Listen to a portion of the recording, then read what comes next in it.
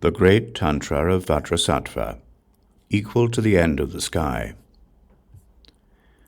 The heart of great bliss is pervasively encompassing.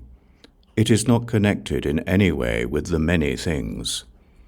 It does not dwell alone, but shines pervasively, with considerations for accommodating everyone.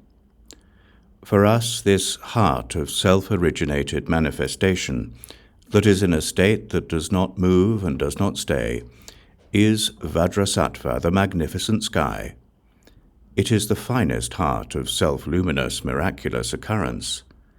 This miraculous occurrence happens in the playfulness of our hearts, like the blazing light rays of the sun, in unsought self-originating awareness.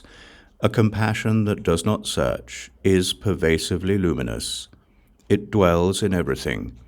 It is not to be visualized.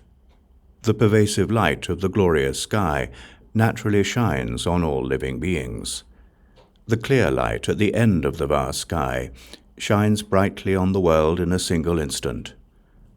Samsara is the self-luminosity of self-awareness, but when the wisdom of our awareness is not clear, even the sun of wisdom will set, without concern for the significance of self-luminescent awareness.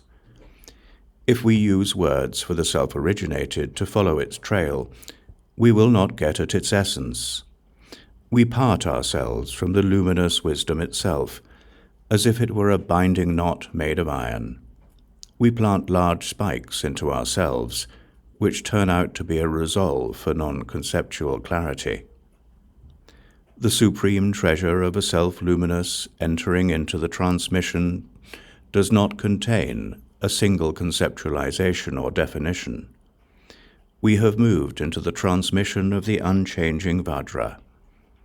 If the unspeakable mandala of the mind had not been exemplified with the intention of guiding monkeys, we would not understand the significance of self-luminous awareness.